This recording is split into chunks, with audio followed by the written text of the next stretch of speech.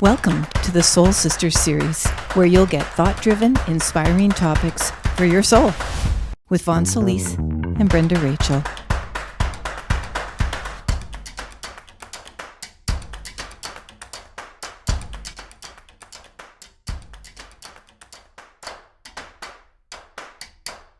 Okay, so welcome to another episode of Soul Sisters. We are already at part 8. Whoa! We kind of got into a really long discussion in part 7. So what we were going to talk about, which is struggle, and basically when you're stuck in the struggle and you just can't see your way out of it. And so, we talked a lot last week about stopping at the river's edge, when you do it, why you do it, all the R's. Check that episode out if you want to know what all those R's are.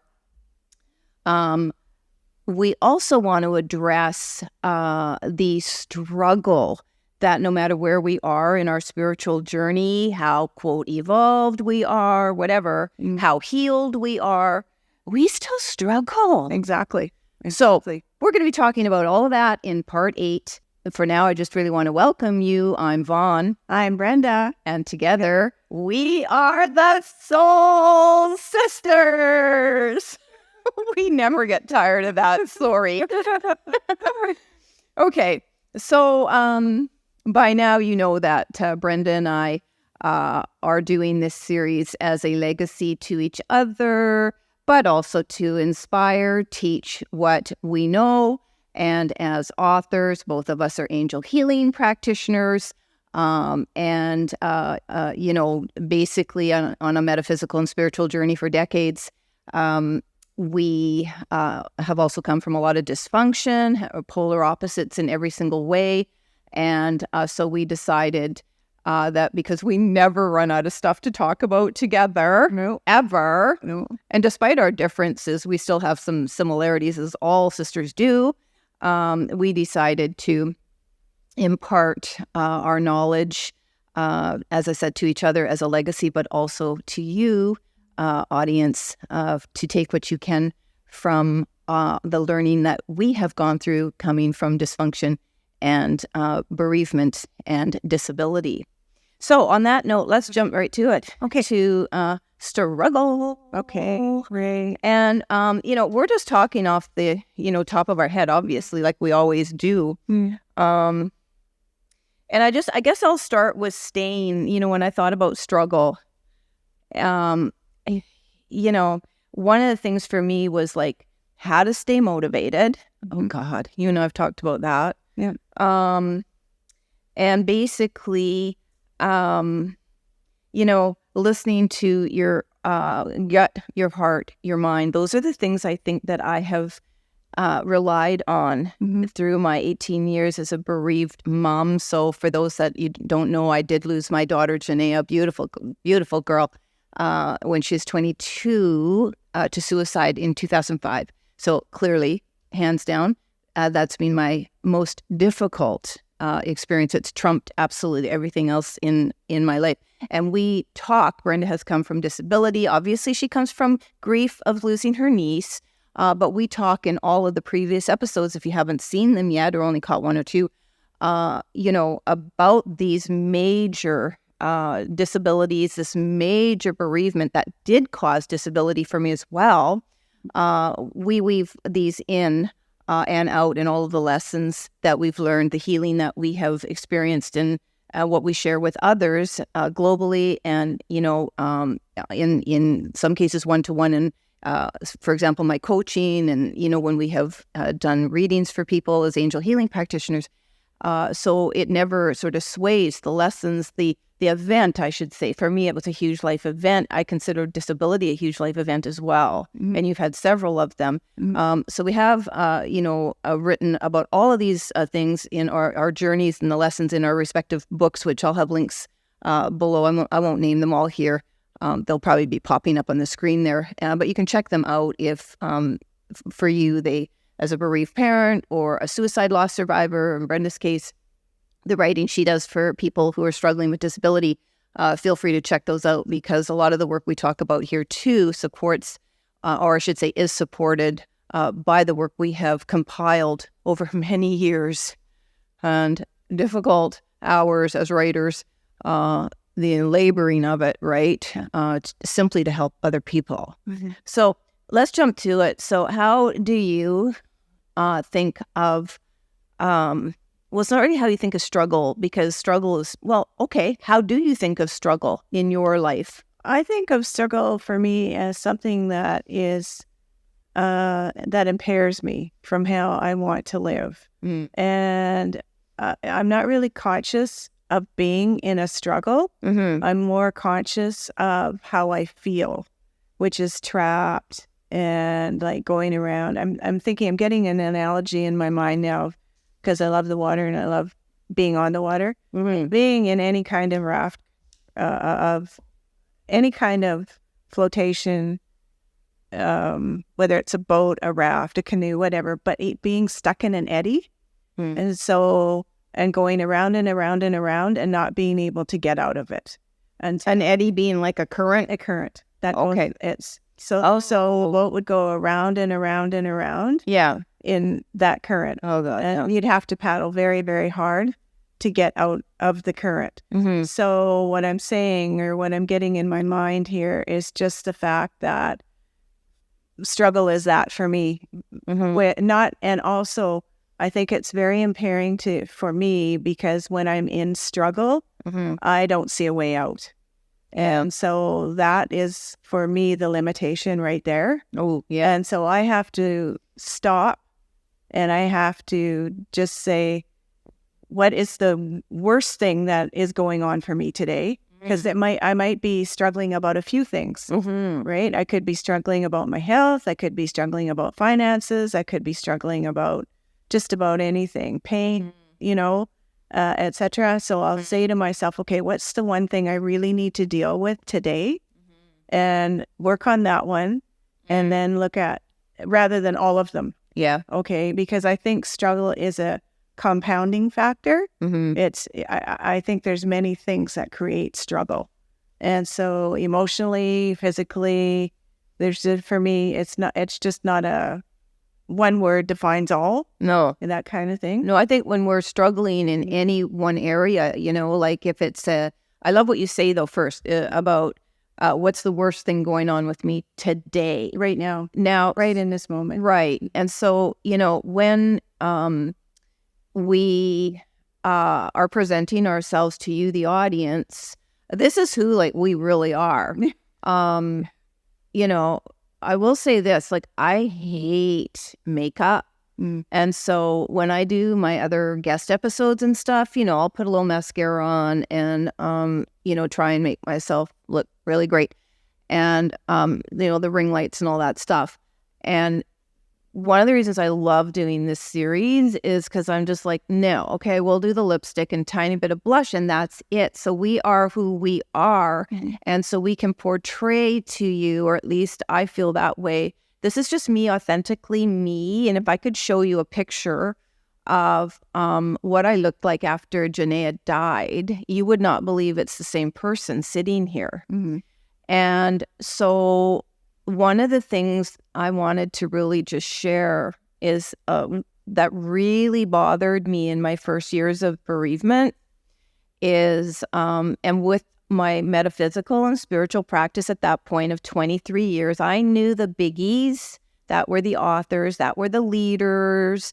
3 years after Janaea died, The Secret came out, and there was a whole bunch of stuff I did through teleconferencing and sometimes some video stuff. It wasn't Zoom back then, but and in fact, I think it was all teleconferencing. So you didn't actually see the people in front of you. You dialed into a teleconferencing line. And what always bothered me was you never saw how they got to the top of their game. And so the goal always was jump to Z. And I could not do it. In fact, even at that point, 2-3 years into my grief, but for sure it was 2008, I remember. Maybe it was 2007 though. So let's say 2-3 years into my grief as a mom, And my family's all dysfunctional, what was left of it, there were only 4 of us in my immediate family. So I blessedly had my surviving son, but he's only 13. He had his own problems and stuff. He wasn't, I had to be there as much as I could for him. But in every other area, life was impacted. Every area. Think any area, it was impacted, and badly. So when I was naturally inclined to participate in things that these offshoots of The Secret were producing for many of those authors and inspirational leaders and stuff, and I'm not going to name names. A lot of them are still around today, some are not. But no one talked about the struggle. And I have always been bothered by that as something that exists today still, whether it's in business, personal coaching, anything, except for, I will say, people who work specifically in grief and certain types of grief, and for sure suicide. The people that are coaching and what I've found in practitioners in those areas, they don't forget where they came from, because that's the whole reason they got into it. But if you are trying to get yourself out of a struggle with more traditional models, well, if I have more money, I'm going to be better. Yeah. I can move. I can get out of these 4 walls. I can leave my partner. What else would there be? But mostly it's driven by finances. Yeah. Success is usually driven by finances. So coming out of any struggle, traditionally, I think we are sort of taught, well, if you have enough money, you can get yourself out of anything. So it's all external. Right? What do you think? Oh, no, because for me, my struggle dealing with my physical pain. Well, we're going to get to that. Yeah. But I'm just talking right now in leaders. So where people leaders. Yeah. So where people, we're going to move into this, but where people would normally gravitate to. Yeah, yes. I feel horrible. It's a financial struggle. Yeah. I feel horrible. More money or a bigger house or a new car is, or a move across the country is going to change that, and I am going to feel better. Yep. So what do you always tell me? You take yourself wherever you go. Yeah. You take yourself wherever you go. You told me that many, many, many, many times. But you see, what I'm trying to say here is when we're in a struggle of any sort, whether it is mental, emotional, spiritual, physical, they all impact other areas. So if you're struggling physical, your mental health, you could well be suicidal, for goodness sake. You could be so depressed and anxious, thinking your world is never going to change, which actually led to Brenda's suicide attempt, which we talked about in earlier episodes and she details in her book. But, and I should just say in her book, Broken Spirit, Awakened Soul, and I've detailed all of my early struggles in divine healing, transforming pain into personal power, because it's chronicles the absolute depths of despair for both of us and what we more or less, the flip side of that, thought about, or at least in my case, set myself up to actually heal the worst of my grief from, with a practice in that book. So we know our struggle in various ways. We know the struggle, but I am saying, so for most people, even today, I think we're wired to think more money solves the problems. A bigger house, a move, and I, in some ways, did too. I loved my home and we were living in a log house, so it wasn't that. But as the years went by, just thinking that certain external things could still come in and fix the remnants of what I was struggling with. Do you know what I'm saying? Yeah, I'm just going to pop in here because I'm just getting the thought now. Yeah. That, see, struggle to me is internal. Of course. Struggle isn't external. Yeah. And so the driving force to fix anything, and because the struggle is internal, but it is precipitated by external. Exactly. Right? Exactly. So it comes from within. So the only place that I believe that I can fix my struggle is from something internal.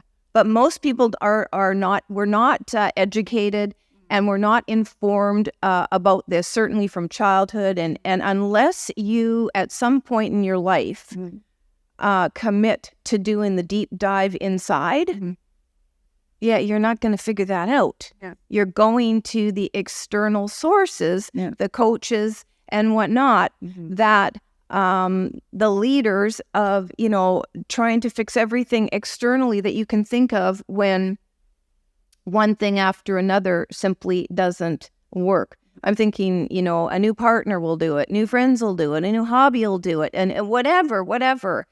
But you really have to dig deep within to understand the struggle. And then I'm going to go back to what you said. What is the one thing, the worst thing, or the hardest thing? I'm going to rephrase that. What is the hardest thing I'm struggling with right now? Instead of trying to get from A to Z, because the people we may be trying to learn from, or the methods we're trying to work with, or the practice we're trying to work with, or the anything we're outside ourselves we're trying to depend on to fix us, right? Always gives us the end result. Here's, if you do this, this, and this, here's where you're going to be. Yeah, that could take years. Absolutely. Years to understand. And part of my struggle in really getting to where I was comfortable with my, let me just say, lack of speed of healing. Lack of speed of healing. Say that a few times. That was in about 2018. And I gave myself permission to, one, never fully heal if that just was too big. An objective of mine, and won't even say a goal, just, we've talked about this earlier episodes. I'm a spiritual being. I'm healthy, whole, complete, right?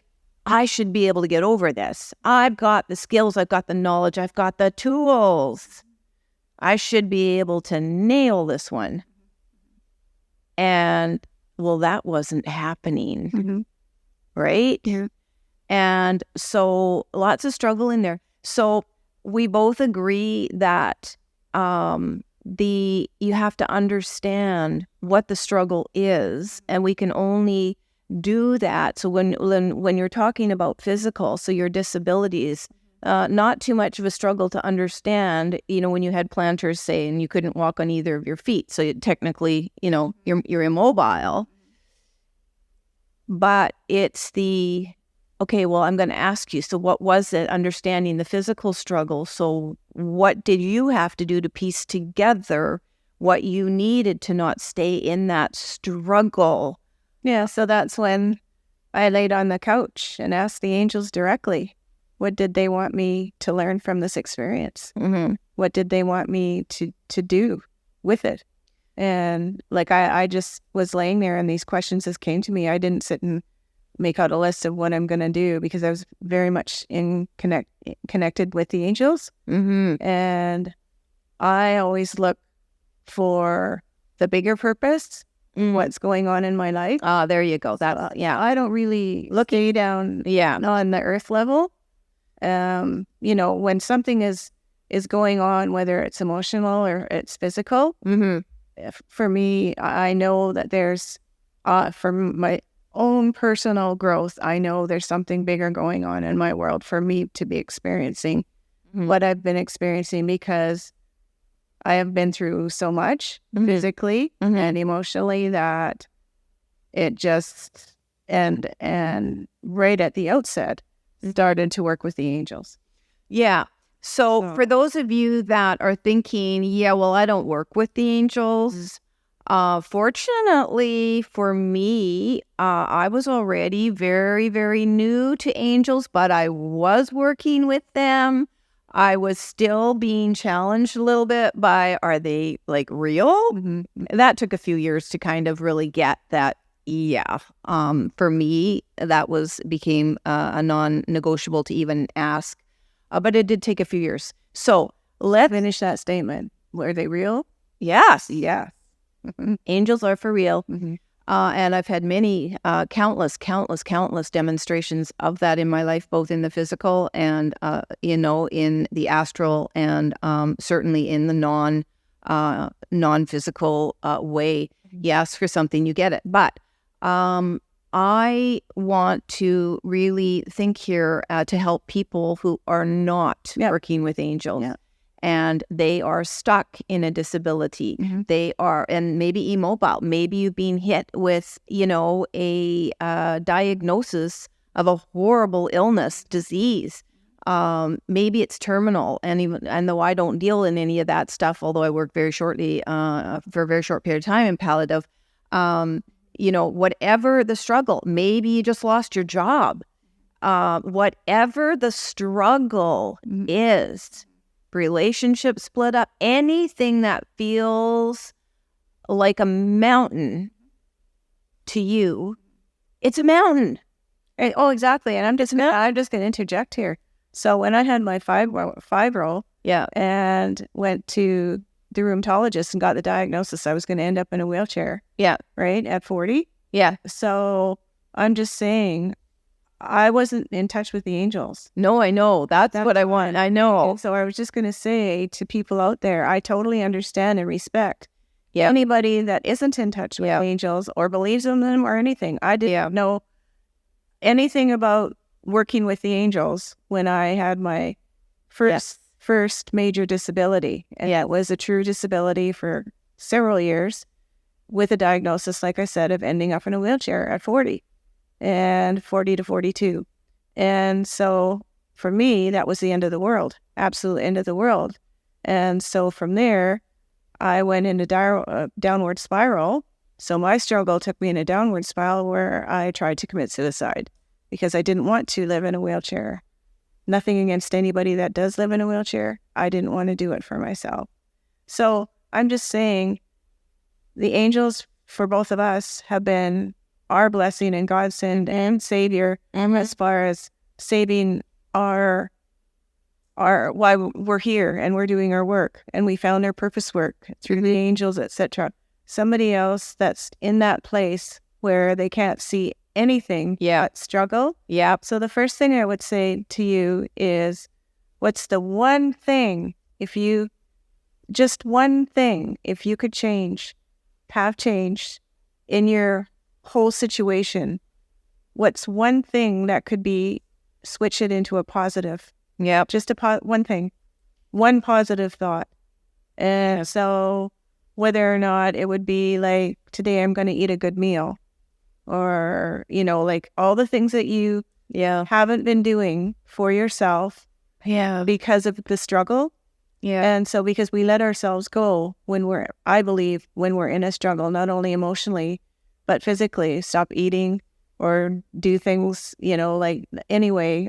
Good point. We don't respect ourselves. We don't, And we don't care for ourselves because the struggle's it's too big. It's too much work. It's too much work to go to the fridge and take out something healthy or whatever. So, anyway, and I'm not saying eat healthy. This is not what I'm saying. So, we do want people to eat healthy, though. Well, I do. Yeah, I don't care what people eat, as long as they're happy and they're enjoying the sustenance that they're eating. But what I'm saying is, struggle can impair us from the very simplest task of our cleanliness, taking care of ourselves physically, taking care of ourselves like diet-wise or food-wise. Taking care of ourselves, like reading something positive or watching something positive. Because if we can go down. It's very easy to get in a spiral and continue to go down and down and down the negative staircase. Oh, man, yeah. And it's really hard when we get to the bottom and we make a decision, because at some point, only we, and this is again, because it's internal, can make that decision to start going back up the stairs. And nobody else can make us take that walk. I know. And so, it's like, I just want people to know that no matter where they are in their struggle and how impairing it is for them, for their mobility, whether it's in their physical body, whether it's in their mental mind or whatever, we are the ones that impair ourselves. Nobody else does this to us. Yeah. The situation may involve other people of why we're in a struggle, but we are the ones through our thoughts in our mind that create what is actually going on in our world. So if we can just take one thing that we would like to change and work on that one thing and have it be like something, like I said, very as simple as eating something maybe that day, saying, okay, today I'm going to really focus on eating one healthy thing, or thinking I'm going to watch one really, really good show that I like to watch that brings me joy, so whatever. Yeah, I know. I was like going, I can hear them going, we impair ourselves and going, no, it's my situation. It's my partner. It's the kids. It's I got fired, or I'm not being paid enough, or it's my coworker, or it's anybody, or anything out there except us. Yikes. Well, you see, both Brenda and I, both you and I, 100% take responsibility for what we're experiencing. We both believe to the letter, to the absolute letter, Yeah. We create our own reality. Yes. Nobody else creates what our reality is in every given moment, no matter what it looks like. And so I'm taking a pause here because I know we need to think about that for a minute. And my metaphysical and spiritual practice for 23 years allowed me to fall into that thinking right away when Janaea died. And I literally, this is a really weird thing, but in the first few months, I stepped so gingerly when I walked on the ground because it felt like the ground was shaking. And I couldn't trust the steps. And so I trusted no one and nothing, but I had my faith. That never left me. I never blamed God. In fact, I felt comforted that Janaea wouldn't have left if it wasn't okay for her to go home. And that comforted me. As painful as the whole experience was, it comforted me. And I'll admit it's only like 18 years plus in that I'm able to kind of become comforted by her presence for the time I had her. And I know I've met a lot of parents that said, oh, no, they were so appreciative and, whatever of their child's existence in their life. And I was too, but I also was very pained by thinking of the 22 years I had her, understanding how it ended. And that point of the ending, right? The physical ending was just too painful for me to revisit in a positive way. So with the goal being able to look at her picture and smile and say, thank you for being such a blessing in my life. You led me to everything I do today. That's a pretty big thing for me to have to do. Other people might be able to do it a lot easier with their loved one or their child gone. But for me, that in and of itself has been a huge struggle for many, many years. So I wrote down a few things that I wanted to say while you were so wisely sharing. Brenda studied to be a minister for quite a while, for a few years, right? 2, 3? Well, yeah, I was on and off for 2 or 3 years. I studied, but I was in the science of mind, religion for quite a while. I know, but she would have been a great minister and would have led a great church. But anyway, it didn't go that way. But so I wrote down things like hope, faith, light, mindset.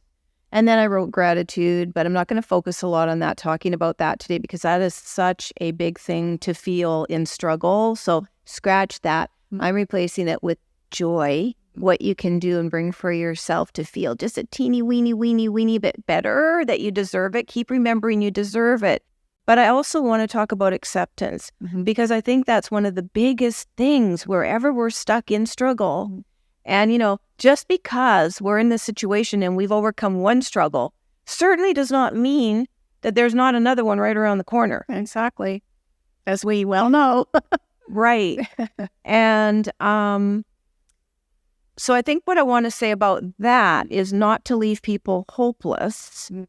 I think that being wired, and as I've contemplated a lot recently, is it our disposition, like that we're just naturally, geared, born, have it within us to choose to remain strong, choose to remain, in faith, choose to remain, positive, choose to, have the courage and the willpower and the determination and just the guts to continue on this very difficult path that is life on the planet. And we're all hit with something, usually more than once.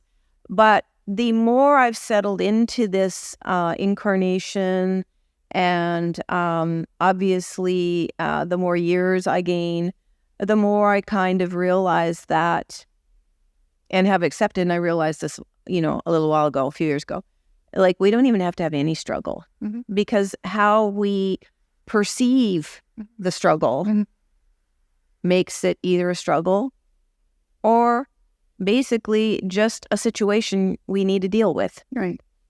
Exactly. And I'm very solution-oriented in my thinking, and it took me a while to really understand that, but I'm a very solution-oriented person. So I choose not to look at anything that may be coming down the pipe as a struggle. Yeah, me too. And so I was just thinking, like, when you were saying that, I was going like, when was the last time that I even said I was struggling? Like I truly, I can't. Well, I think it was like 2 weeks ago when we did an episode. No, and you said that, I can't remember what the actual words were, but you were saying things we could have been talking with anxiousness. I don't know, but you're right. Neither of us are sitting there talking anymore and going, oh, I'm struggling.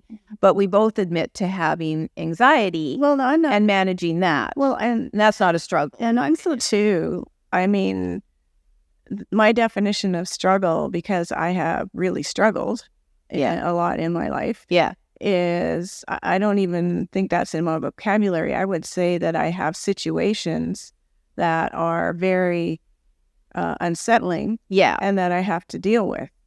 And how's the best way for me to deal with them? But the word struggle doesn't even enter my realm of thinking any longer. Yeah, like we never phone each other. And I don't even know if I did. Did I ever phone you and go, I'm really struggling with this, sis? Probably.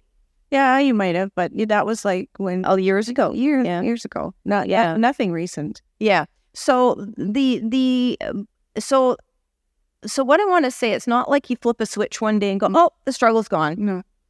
No. It is a refining. I know what I was just going to throw out. Yeah. There is. So my word would be challenge. Yeah. A challenge. She probably said challenges. Yeah. I know. I didn't say struggle. I didn't say struggle. I wouldn't even use that word. No. But challenges. Yeah, right. So we still get challenged. Oh my goodness. Yeah. And then what we do is we sit down with each other, because we're each other's kind of sounding board. Yeah. And say, okay, I'm going through this right now, and I'm just needing sort of some guidance in which way or whatever. But we turn to each other, just get some feedback. Yeah. And so, even if it's just sort of, as we discussed last week, stopping at the riverbank and resting. Yep. Oops, I told you 2 hours. But anyway, stopping at that riverbank and resting, and maybe we are a sort of a guide or a light for each other, and say, I can sense, or that maybe do you need time out? Do you need to rethink? Do you need to rebalance? Those are all the R's, people. Reframe. Anyway, but you're right. Like, so we do not use struggle in our vocabulary, but we're not brushing over this.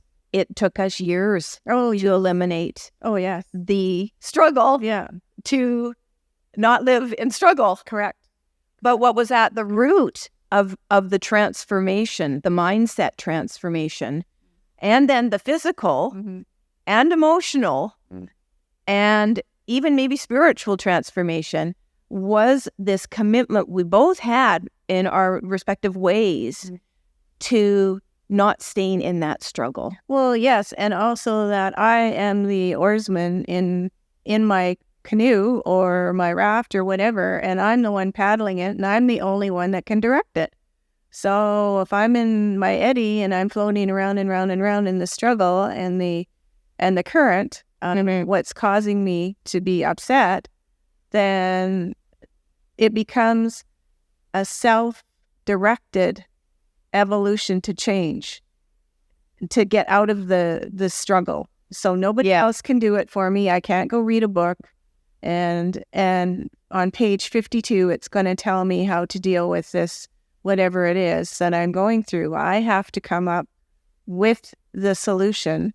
And again, lots of times when we're bouncing things off each other and all of that kind of stuff, but in the end, it's each individual's responsibility that they get to that place of how they're going to change the situation. Yeah. So you can't change other people. No. So if you're in a struggle with a relationship, what you can change is your perspective about your role in that relationship and what you're willing and not willing to put up with from the other person, whatever kind of relationship it is, whether you want to end it, set boundaries, or just completely try a different approach. And you might, interchange these over time as you try and figure out your place in the relationship. Fact. You can apply that to any sort of struggle that you're in where you do not feel you're in control. So let's talk about that briefly. Okay. So, because a lot of people struggle, they blame God. And as we said earlier at the sort of the start of this, everything else but themselves. Yeah. So if they're willing to go, you know what, maybe I will consider that I'm the common denominator in these struggles. Yeah. So what is it I need to do to just take that first step to not blame others or blame the external situation? What is it I need to do? Do you have any thoughts on that? Well, I would say, depending on if you're like to write things down and actually look on paper, make a column of the pros and cons of the situation. Some people like to do that. And so you actually clearly see what's troubling you rather than trying to sift it through in your mind, like what's my brain telling me kind of thing. So it would be like a struggle that you absolutely feel like you have no control over and you can't see a way out of it. Yeah. And so I love the idea of writing pros and cons, but to have pros and cons, you kind of have to know what some of the solutions are to get yourself out of it. No. Okay, well, how would you think about pros and cons of something? It'd just be like you're making not a to-do list, but you're just even like not automatic writing, but you're just the first thing that pops into your head. You say, okay, at the top you can say my struggle with whatever, and then pros list and cons list, like the things that are for the particular circumstance that you're dealing with, the good things and the negative things. And just make your list and just write, and no attachment to anything. Like, don't sit there and go, oh gosh, I don't know if what I'm writing is right. You just write. And then at the end, you look at it and you look at your columns, and it just might help you get to a more definitive place and understanding which direction you need to go for some kind of a resolution. That's interesting. Because if you're looking, so if you're doing the here's the struggle at the top, struggle, and then as you say, for and against. So while you were saying that, I was thinking, how's a person ever going to think about, write anything in my struggle is offering me something great here, because that's positive, negative. But in actual fact, while you were talking about that, struggles are often an arbiter of change and growth. Yep. And it reminds me a lot of growing pains when you watch your kid. And some people haven't experienced growing pains, but I sure did as a kid. And so what... And it's true that when you're going through a struggle and choosing to look at this as a period of growth and opportunity, there can be pain in this. So absolutely. There can be pain in this, and you can't always see the positives. Well, also too, I'll just jump in here, because struggle is we're hanging on to a negative emotion. And when we're hanging on to a negative emotion, it feeds. It kind of goes in a cycle, and it feeds it. And to stop the struggle, we have to have some finality.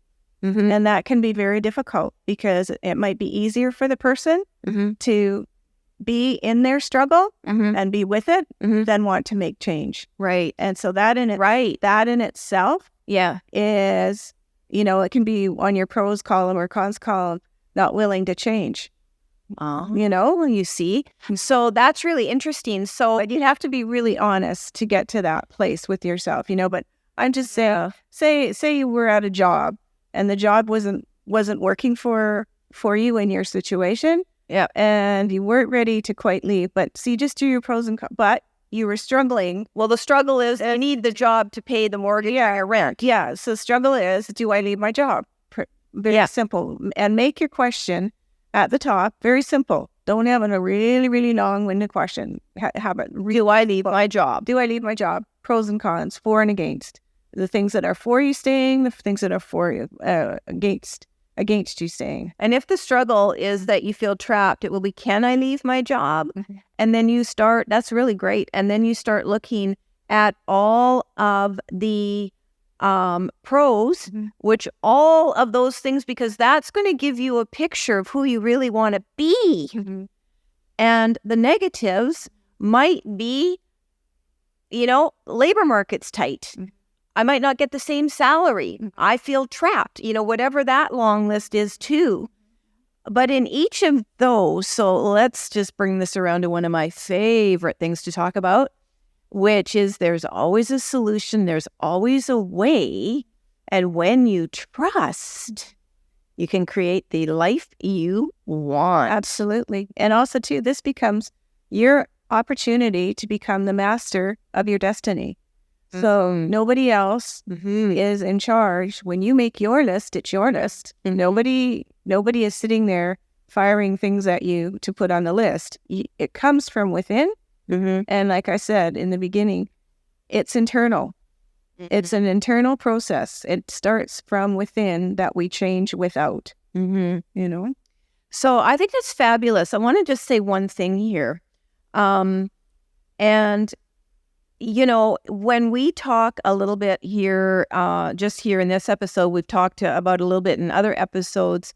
Brenda and I, you and I both really, really, as I say, we believe in being the designer of our reality. Correct. You might have to wait, but we are so proficient at it, as is my son, because who's 31. I've taught him this since he was, basically a young teenager.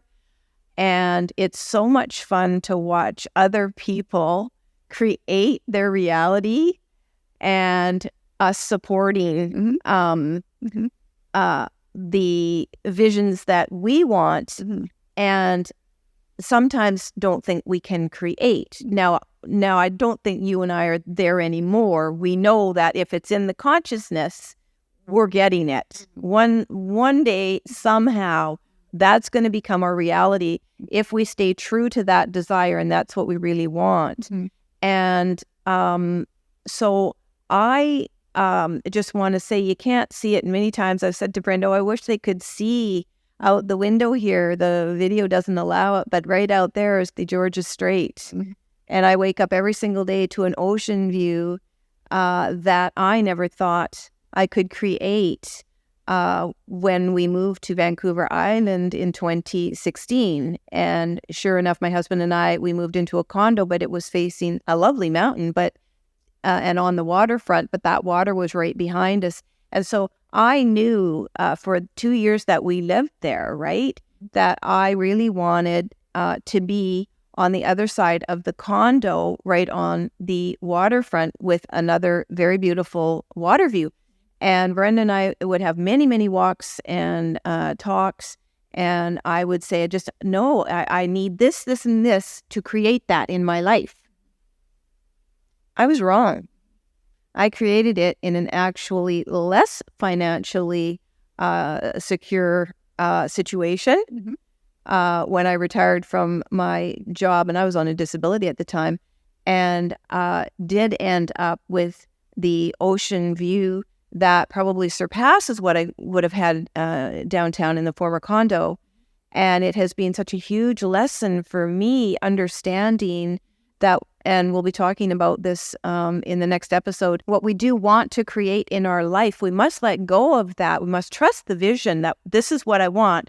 Kind of like the struggle. On the flip side of that, I'm going to leave this at the top of the hour here with you understanding, here's the struggle, but here's what I want broadly, because it will get refined the more you train and discipline yourself to not have the struggle consciousness, and do not put any attachment on how it's going to be delivered to you from the angels, from the universe, from source, from whatever you believe in, which brings me back to that piece of having the faith that you have not only the power within you, but the deservingness as a beautiful human being, that we're here, in the other realms. There isn't one spiritual teacher or anybody that speaks the word of God in the greater sense, source, right,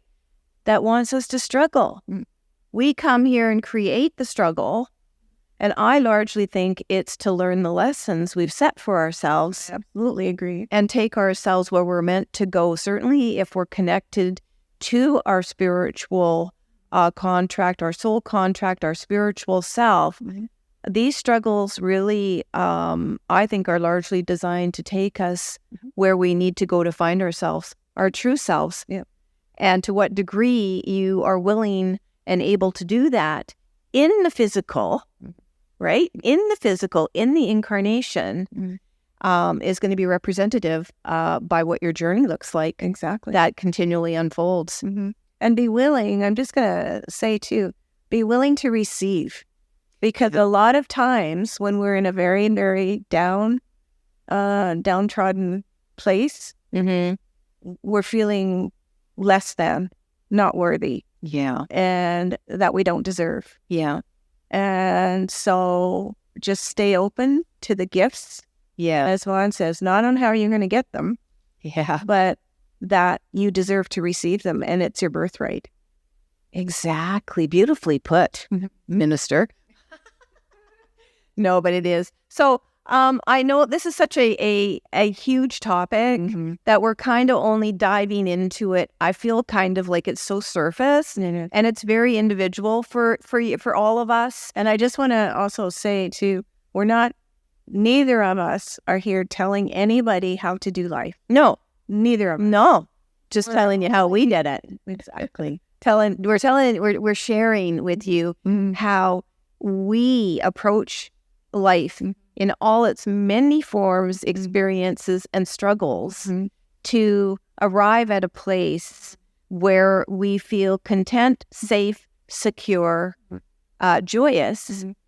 For me, for the most part, you probably without any lingering ways to question that joy. I'm really on a path to be embracing it 100%, which involves a lot of things in the grief world. So not just I want to feel joyful, but we're not talking about that today. But can both honestly say we do not struggle. Now, I will just add a caveat to that. When I say we don't struggle, I do want to say emphasize again, there's a difference between living with a disability and honoring that physical, mental, emotional, that proves to be an ongoing struggle because it is something that you, me, Brenda, we have to manage. Brenda lives with fibro. I'm just going to use the fibro and stick to the physical. I live with PTSD. These are very real disorders, disabilities that have to be managed, whatever you're living with. So we are not saying at all, or, trying to convince, I'm certainly not trying to convince myself or anybody else that some of these struggles, these disabilities, these limitations, these illnesses, these, disorders magically go away. No, I'm saying for me and what I've had to live with, and I know it's, I'll let you answer that for you, what you had to live with and still live with and manage. For me, it's about the managing and still training the mind to understand the things that have threatened me, because when you have PTSD, everything threatens you. You're sort of in survival. So it's by understanding what it is we are struggling with, what we can or cannot maybe change today, not saying about the future, how we want to manage that. So I'm saying for me, what trumps everything is wanting to live a peaceful, calm, harmonious, balanced life all day, every day, because not only do I deserve that, I want that. And I think really when you pile it all on, and I've gone back to kind of go, holy crap, you've been through a lot. You sure put yourself through the ringer, Vonne, emotionally, with all the blame and guilt and regret and things like that. Understanding that, which took, about 3 years to kind of do that. And I chart all that in my last book, which is called Lessons in Surviving Suicide, a letter to my daughter, that if you are a bereaved parent of a child who has committed suicide, any age that might be a comfort to you, that was when I really dissected it and understood this is what I'm struggling with that's impacting my healing. All of that emotional, by the way, and choosing to honor it, respect it, and then say, you know what? I think I'm good. I think I can make room in my life for something new. So I'm going to leave you with that. Do you have anything else you want to add? No, that's a perfect ending. Okay. I want to thank you for watching this or listening to this, and hope to see you in the next episode, part 9, where we're going to be talking all about our heart, what's in it, what we want to fill our lives with, and how this can guide us to our purpose and what we're meant to do on this planet. So see you then. Thanks for watching. Thanks for listening. We are the Soul Sisters.